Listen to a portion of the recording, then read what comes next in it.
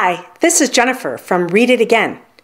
Join me while I read the first half of the Cobble Street Cousins Some Good News by Cynthia Rylant. Please consider subscribing, and if you enjoy this book, hit the like button and share this video with all your friends. Part 1 of the Cobble Street Cousins Some Good News by Cynthia Rylant, illustrated by Wendy Anderson Halperin. Chapter 1. A Great Idea. Early spring was a beautiful time on Cobble Street. The Japanese cherry trees were all in bloom. Tulips sat brightly in boxes, and robins sang everywhere. Lily, Rosie, and Tess loved to open the windows of Aunt Lucy's attic and just listen to the springtime. The three girls, each 9 years old, were living with Aunt Lucy for a year while their parents toured the world with the ballet. Lily and Rosie were sisters. Tess was their cousin, and Aunt Lucy was loved by them all. Aunt Lucy owned a little flower shop at the corner of Cobble and Plum, and every afternoon after school the cousins stopped by for tea. Aunt Lucy was a lovely young woman with long red hair and freckles, and visiting her shop was one of the cousins' favorite things to do. They loved to say hello to the customers and offer them tea and cookies as Aunt Lucy put together beautiful bunches of flowers.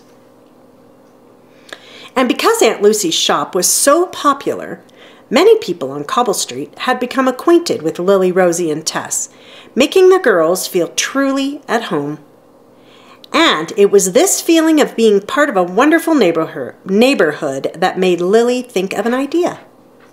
"I have an idea," Lily said one evening as the cousins played Scrabble in the attic. They were sitting all cozy in the area they called the playground, a big spot in the middle of the room full of blankets and toys and games.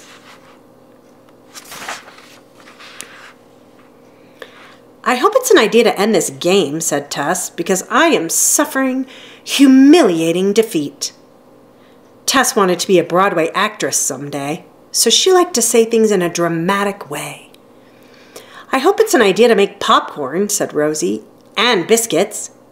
"Biscuits?" said Tess and Lily together. "I like biscuits," said Rosie, "and popcorn." Lily and Tess giggled. Rosie always said such charming, funny things. Of the three cousins, she was the most down-to-earth, but she was never boring.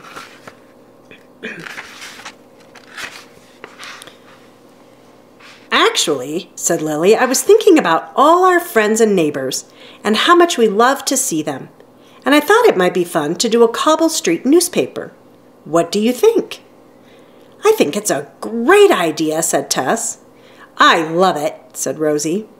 "It would be good for my writing," said Lily, who hoped to be a poet someday, "and I'd actually get something published." "I could make up recipes," said Rosie, who loved being in the kitchen. "I could tell jokes," said Tess, "like they did in vaudeville." "Good idea," said Lily. What should we call the paper?" asked Rosie. "Well, it has to have a ring to it," said Lily. "The Cobble Street something or other," suggested Tess. The cousins thought and thought. Elliot, Tess's cat, rubbed his way from one girl's lap to the next as they pondered. "It has to sound official," said Lily. "Like the Times," said Rosie. "Or the Post, or the Courier," said Lily. "The Cobble Street Courier," exclaimed Tess. "Bravo!" "I love it," said Rosie. "All we have to do now is decide what we're going to write about," said Lily. "And we have to ask Aunt Lucy if we can use her copy machine," said Rosie. "Oh, she won't mind," Tess said with a grin. "Not if we promise an interview with Michael." "Michael!" Lily said, smiling. "Perfect!" Michael was Aunt Lucy's boyfriend. He was very kind and sweet to the cousins, and they all liked him very much. They hoped he and Aunt Lucy would get married one day. "Can I do the interview?" asked Rosie, who was especially fond of Michael. He was so quiet and domestic, just like her. Sure, said Lily. In that case, said Tess, I get to interview... Who do I want to interview? You'll think of someone, said Lily. The important thing is that we talk to Aunt Lucy, find out how many copies we can publish, and then decide on stories. This is so much fun, said Rosie, stroking Elliot's warm back. Just when I thought we were out of good ideas, grinned Tess. Lily smiled. Not with me around. Chapter 2, Soup and Company. Each cousin had her own little room in Aunt Lucy's attic, and the following Saturday it was here, separately, where each girl began working on articles for the newspaper. Aunt Lucy generously had offered to make 25 copies of the Courier for the cousins to pass around the neighborhood. Now it was time for some serious work. But of course, thinking of stories for their paper was not work to the cousins at all. Rosie, tucked in her bed behind a beautiful old patchwork quilt, looked through cookbooks and magazines for good recipes. She had something sweet in mind. With her bears and dolls beside her, Rosie felt she could stay in this room forever. Behind the long lacy yellow curtains that made her room, Lily had pulled out the small wicker suitcase where she kept her fountain pens and special papers for writing. She hoped to write a special poem for the paper, a poem everyone would love and remember. And Tess, sprawled on her bed behind Aunt Lucy's palm-covered screen from Hawaii, was playing an old Peggy Lee album and trying to remember some of those good old jokes she'd heard George Burns tell on TV. She grinned ear to ear as she wrote. Beside her, Elliot purred. But by noon, each cousin was missing the other's company and wondering what Aunt Lucy was doing and thinking about lunch. Who wants soup and crackers? Lily called through her curtain. I do, answered Tess. Tomato. Potato, called Rosie. Grado, said Lily.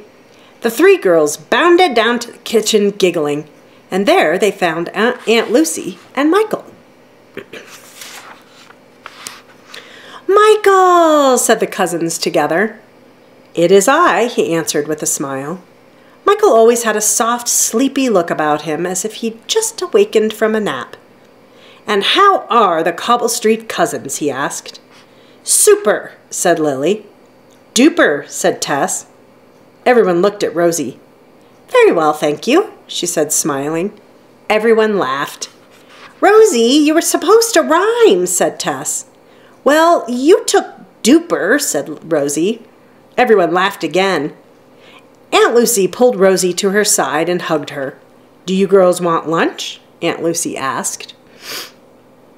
We were hoping for some soup, said Tess. Super, Lily said, giggling. Aunt Lucy smiled and walked over to the pantry. There's chicken noodle, she said. That's me, said Lily.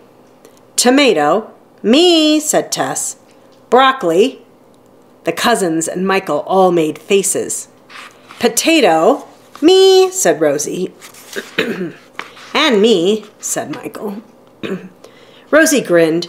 She knew she and Michael were a lot alike. She would do a good interview with him. While everyone waited for soup, they all talked of springtime. I love seeing the robins, said Aunt Lucy. Did you know they can travel thousands of miles and still land in the same backyard they left last year? I'm going to do that, said Tess. Do what? Asked Lily. Travel thousands of miles and always land in Aunt Lucy's backyard. Aunt Lucy smiled. Spring is good because everything comes back, said Rosie. All the little flowers that hid all winter. And the leaves on the trees, said Tess. And the bugs, said Michael. Ugh, the three cousins frowned. Rosie looked all around Aunt Lucy's wonderful kitchen and into the parlor next door. She looked at the old-fashioned lamp with the fringe on the shade, and the carved angel above the doorway, and the rose wreath hanging in the hall. I love this old house, any season at all, said Rosie. Aunt Lucy patted Rosie's hand. And it loves you, she said. It's a happy house when it's filled with cousins. Elliot suddenly jumped into the middle of the table. And cats, exclaimed Lily. She offered Elliot the rest of her soup. Then everyone watched, smiling as he lapped at the bowl and purred. Springtime made everyone happy.